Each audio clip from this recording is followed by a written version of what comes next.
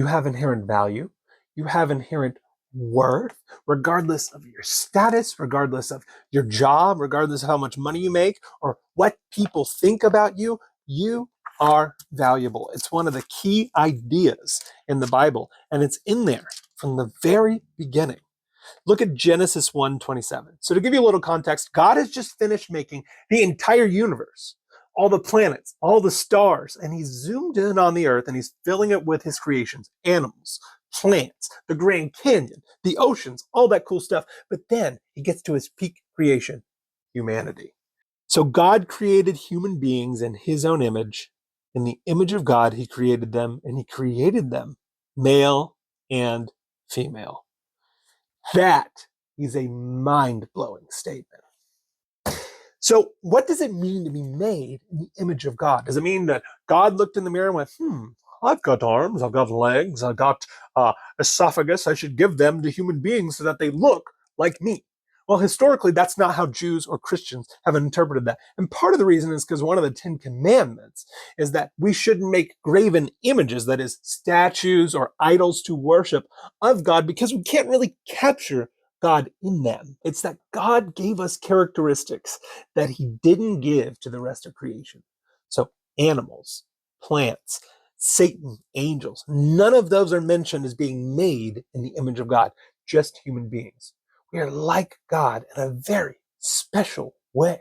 We have the capability for reason, to understand and to create beauty, to love, to have compassion, to experience great emotion. Now, I know animals have limited capacities of some of these things, but let's be honest, they don't even come close to us. They aren't making phones and making the internet or the Mona Lisa or the Statue of David. Animals can't quite do that. That's only something that God has given to humans. And when he drops Adam and Eve off in the garden, he makes them in there, right? It's sort of like he sets it into Minecraft creative mode, right? Here's the garden, be fruitful and multiply, and they can create and make and rule over the world that God has given them. And that image of God is not something that we can lose, that can change. So it varies some in Christian history, but generally Christians have taken this to mean that we are all valuable, that that image of God is something that is inherently in us, that we can't lose, that it can't change, that it can't go away, in the same way that if I were to have a huge brain injury and my mental capacities were to be limited, I lost my arms and legs in that same accident, I would still be fully human. I'm still fully made in the image of God. And that's why historically Christians have loved marginalized groups, the poor, and taking care of people everyone else hated. Take a look at this teaching all the way back from early Christianity. This is believed to have been written in the first couple centuries of the church. It's called the Didache. Some people say Didache, but that just means teaching. And in it, they make this very specific commandment about loving their neighbor. And it's significant for now, but it was really significant then. Here in chapter 2, it says, do not murder a child by abortion. Do not kill the just born one.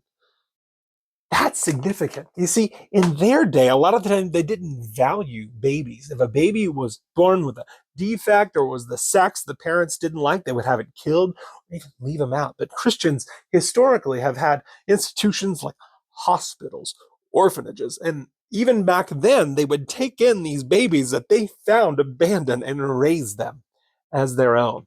Because that marginalized person, that baby, that poor person, that person everyone hates, is still made in the image of God. It's something we can't shake or lose. And that value of humanity, we can't lose that. What's even more incredible is God knows everything about us. He knows everything we have been, everything we are, and everything we could be. And yet he still loves us. Think about all the horrible, awful things you've done, how evil you've been, how you've mistreated people. Imagine being that well known and still loved and still called valuable. That isn't to say God approves of everything we do. Clearly, he doesn't. But this idea that we're made in the image of God should completely revolutionize how we see ourselves and how we see other people.